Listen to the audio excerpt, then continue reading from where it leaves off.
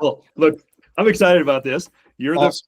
first person. So look, little backstory. So I'm kind of going back and looking at my first job, time as a CEO, the things I wish I would have known or learned, and hindsight just killed you, right? 2 years in going, God, why didn't I do this, that, and the other thing? And so my idea is to interview 20 leaders of, people who have actually made the decision to go on their own, or, whether it's consulting or take that big leap into a first time as a senior leader, and just kind of try to capture some of the things that I think are trends and what do we all experience is kind of the same things. And there's some, some basic rules, but it's just nice to get people's story to validate, one, you're not alone, and two, it's hard, and, the real truth around it. So yeah. And look, you and I've known you, what, 5.5, 6 years now? Like 5 years. Yeah. 5 years. It would be, 5 years, 2020. Yeah.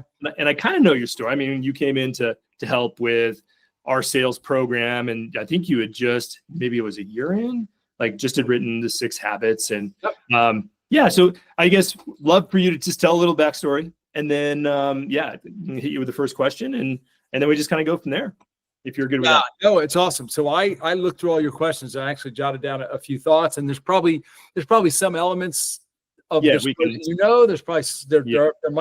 one or two that you don't. Yeah. And I was thinking about it. I'm not sure I'm your like perfect or ideal profile, because I haven't led like a large organization like you did. That's okay. But if nothing else, maybe it's a good opportunity.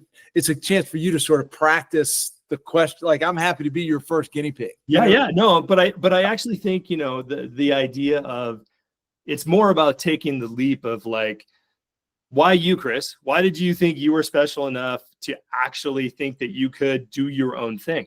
Right. Like, what was that trigger that you're like, I can do that. I can be my own boss. I can have my own organization. It's been amazing to watch you grow the last 5-6 years. And I'm a huge fan of the 6 habits, not only for sales, but also for the CS side of things. You know that. Oh yeah. So what kind of led you to, because I know you were corporate America for a long time. Yeah. When I graduated from college, I was a software engineer, and my first job was with Freddie Mac. At the time, nobody had ever heard of Freddie Mac. Yeah. This is in 1991.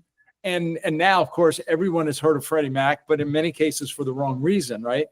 But I did that for a few years, got into consulting, and you may have heard me tell this part of the story. 15 years into my career, Lee, I was doing exactly what it was that I thought I wanted to be doing. I was a consultant in enterprise architecture, making more money than I thought I'd ever make in my career. Yeah. And I was miserable in my job. I was waking up, I was married. I had 3 kids. I'm waking up every day miserable. And yet I'm like, but this is exactly, I have reached the place that I thought I was trying to get to. Right. And I thought there was something wrong with me. And I found this career development, career coach, professional career coach. And I signed up for his program, and I went through his program, and I did all these, sort of aptitude tests and stuff. And at the end of the day, he said, Chris, there's nothing wrong with you at all. You just have skills that need an outlet. And if your skills and talents don't get an outlet, you're like a caged tiger pacing back and forth, right? And I was like, oh my God, it's so me. That gave me the courage to get into pre-sales. Okay. And I got my first sales engineer job 15 years into my career. Yeah. And I thought, you've probably heard me say this before, I thought I was going to be brilliant because I could move a mouse and talk at the same time. Yeah, that's right. Yes, I have heard you say that. Right. And like, I had no idea what it meant really to be a sales professional. In fact, I didn't even think of myself as a sales professional. But I finally came to peace with the fact that I was in sales, and then I slowly started to figure it out. Became the number 1 SE in my organization, President's Club 5 years in a row. Moved into a management position in 2010. Okay. Discovered that most of the team that I had just inherited were all making many of the same mistakes that I made. Yeah. And I created a training program for my team. That was the early seeds of the 6 habits, even though I wasn't calling them 6 habits at the time. Okay. And over the course of like the next year, this team, it was a London-based company, but I was running the US team. we closed in succession the 3 biggest deals that the U.S. team had ever closed. And so finally the CEO was like, what in the heck is going on over there? Right. And so, I explained the training and what we were doing. And then on top of my day job, like every 6 months or so, I was being asked to do training for other parts of the organization. Okay. After a couple of years in that role, I became an account executive. I was an account executive for 5 years. Then I moved into sales enablement. And it was when I was in sales enablement that I really found a passion for coaching, training. And I'd had a number of people along the journey say, have you ever thought about writing a book? Okay. Because your stuff's really good. Yeah. Have you ever thought about doing this professionally? Because you're really good at it. And you probably know this. You've probably heard this part of the story before as well. But so over a course of 2 or 3 years, I tried to write a book. Okay. With zero success. I would start for a couple months, I'd be writing, and then I'd lose, and then it would sit for 6 months, and then I'd come back to it, and it was like I was starting all over. Yeah. I've discovered a publishing coach. Okay. And when he and I first had a conversation, he said, Chris, if you do everything I tell you to do, when I tell you to do it, okay, your book will be published as a #1 Amazon bestseller in 2 months or less. Wow. And Lee, I wasn't sure I believed him. Yeah. But I desperately wanted to. Yeah. So I wrote him a big fat check, and I hired him on April, and I remember the day, April 22nd, 2019. I remember because it was my parents' anniversary and 2 days before my 51st birthday. Okay. 2 months later, minus 1 day, my book was published as a #1 Amazon best-selling new release on June 21st, my dad's birthday, 2019.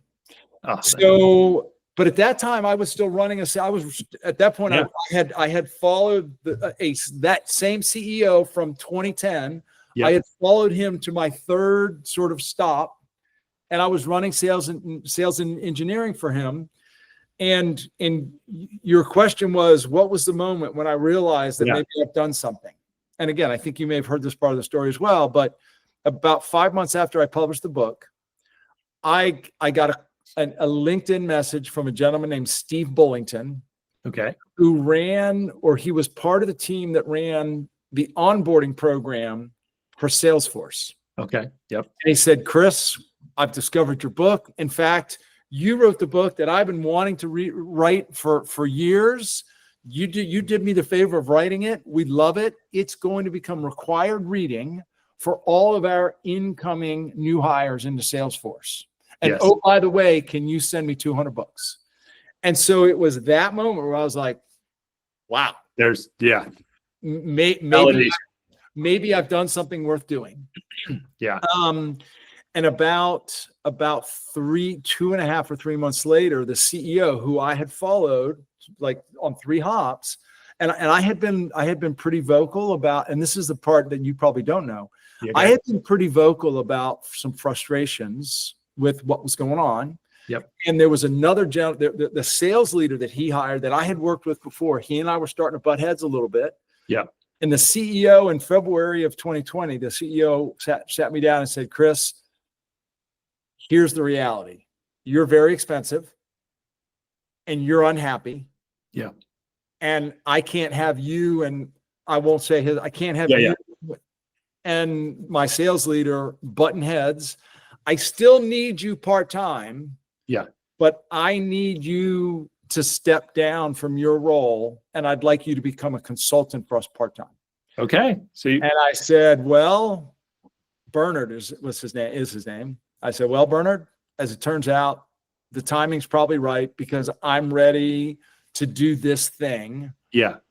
And that's really and I couldn't imagine ever working for somebody else ever again. Like the thought of trying to put my resume together and put myself, now that I've written a book and so I launched a business. I think you know this part too. I launched a business in March of 2020.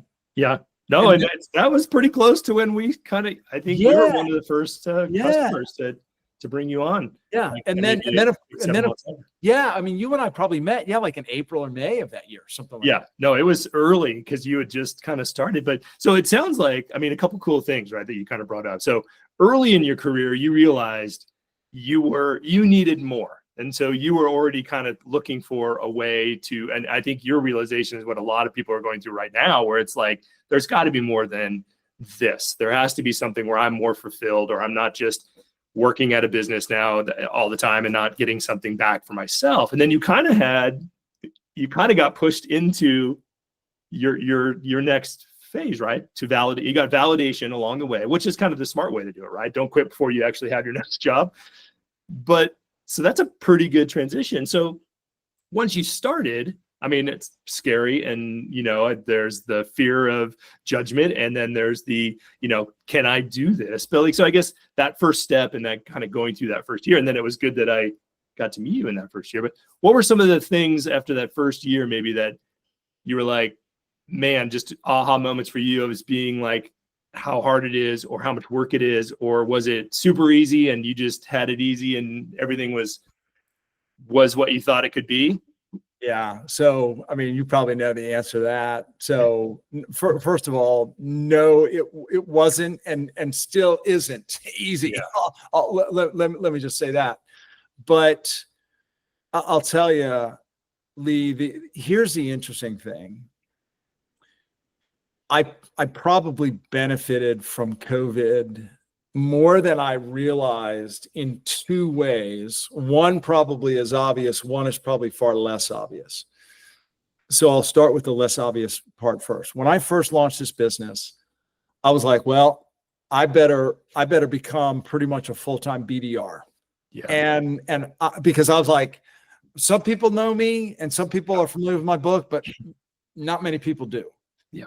So when I first launched this business, I would spend probably 6 to 8 hours a day on LinkedIn, just hammering, doing research, looking for people that I thought were my target, sending them some sort of connection request, or finding some way to have a conversation. And then COVID happened and the world shut down.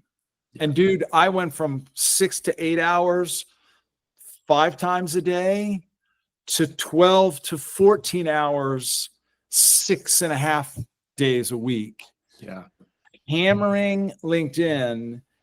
And the irony is that I think that commitment to outreach and that that more than likely, that's how you and I met. That's how I met. And I started doing webinars and podcasts, and because people were at home, like people, I connected with the Pre-Sales Collective had just launched. Yep. And so, and then when I started getting some engagements and some deals and some training engagements, everybody was doing things remote. So I didn't have to travel.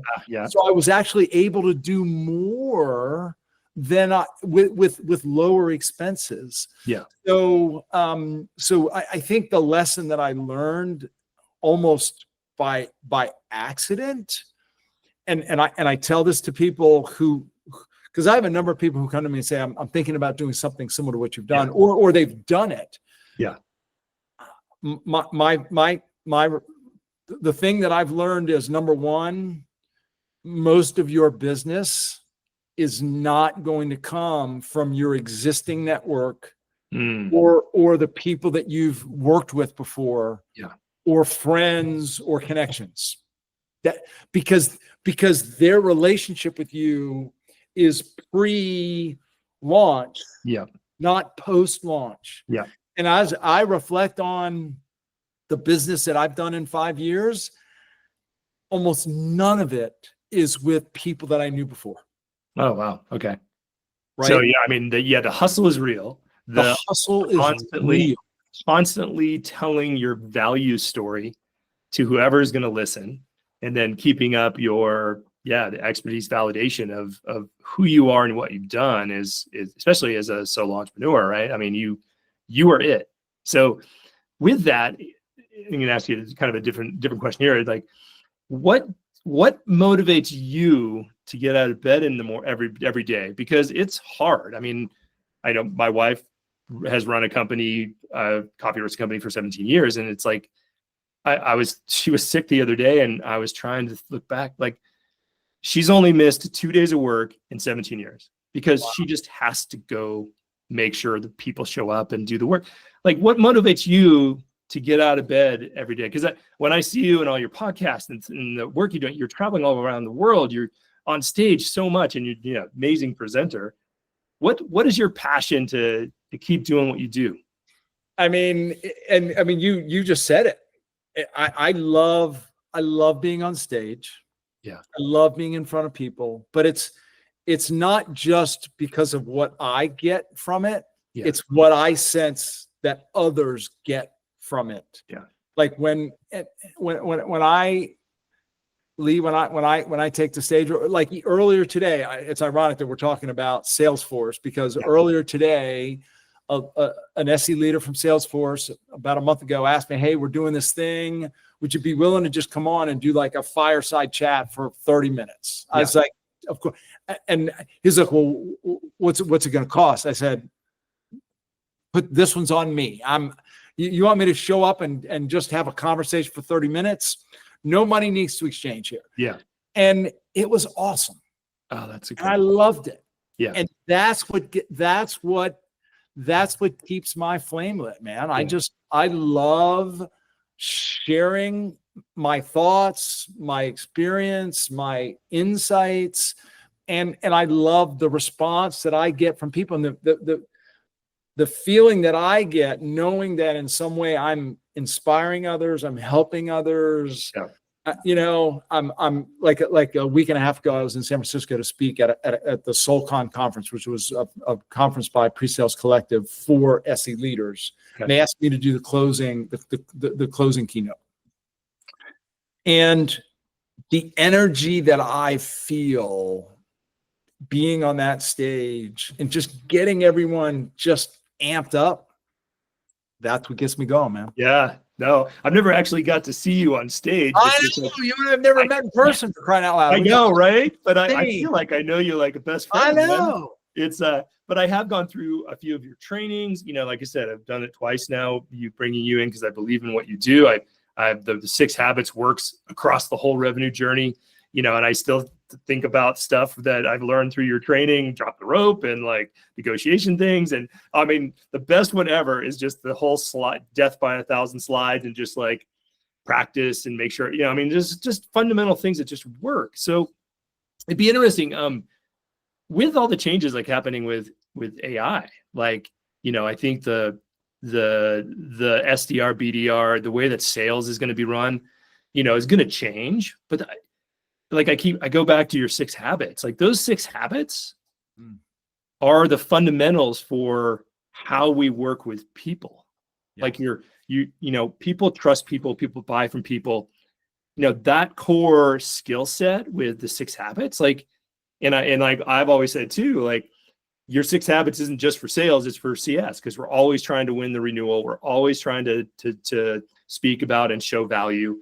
So I guess what are you seeing? I just love your insight on what are you seeing with the people you're talking about? Because there's got to be some nervous salespeople out there. Oh, without a doubt. Well, and it's interesting. I mentioned Salesforce. I mean, we were talking about this on this talk today.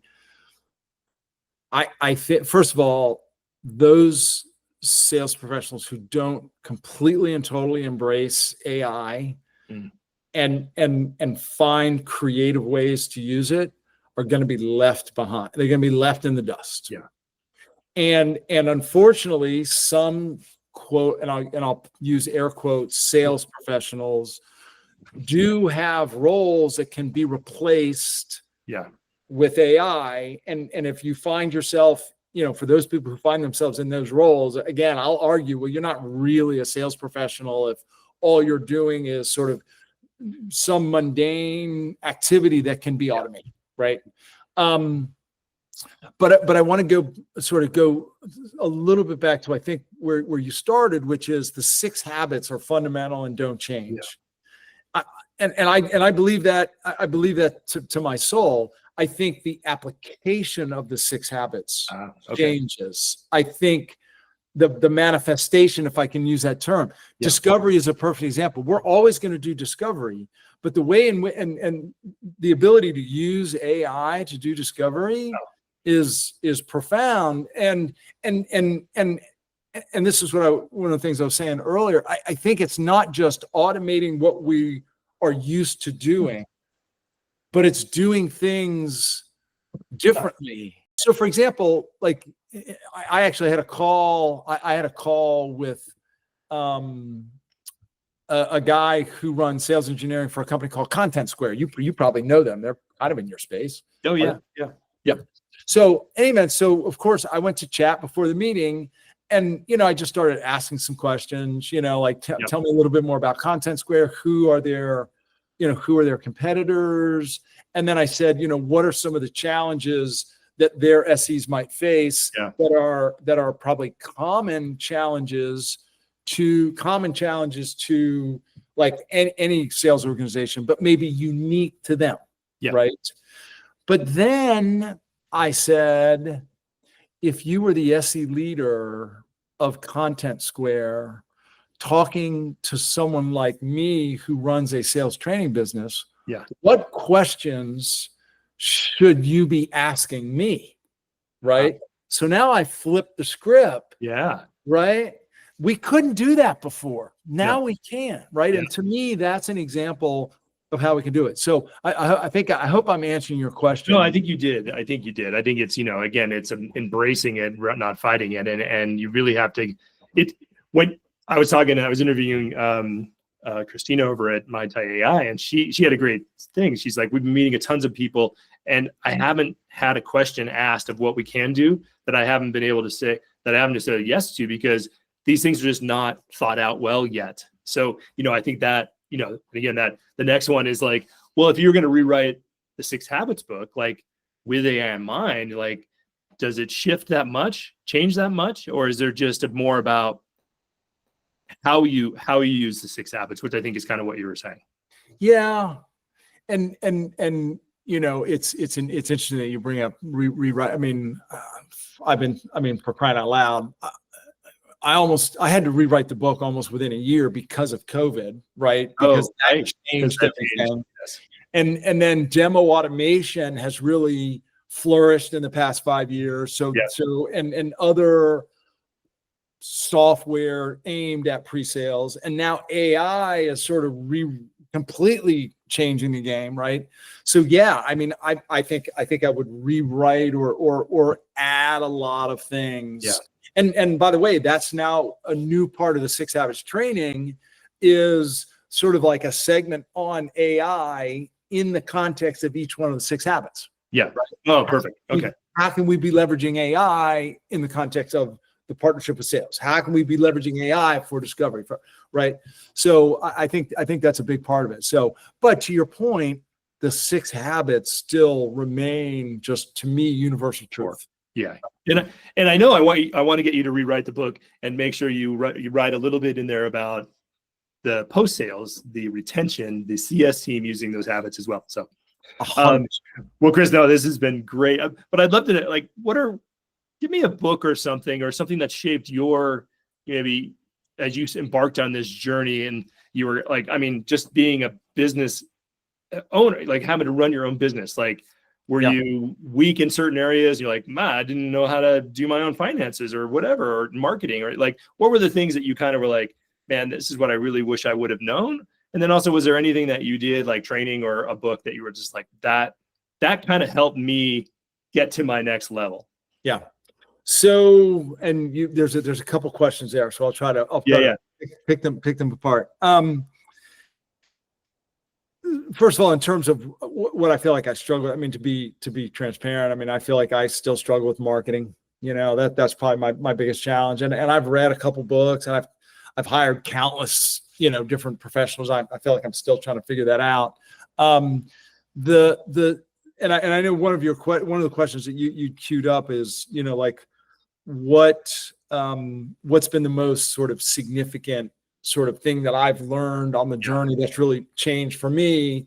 And it also ties to the book. So the other centered selling philosophy and some of the core principles, I was introduced to that philosophy and that mindset and some of those principles probably a year or two before I wrote the book, or roughly about a year, and certainly a year or two before I launched the business. Yeah. And having gone through the program a couple times and then becoming an other centered selling certified instructor, honestly, Lee, that has made all the difference in the world for me. Okay.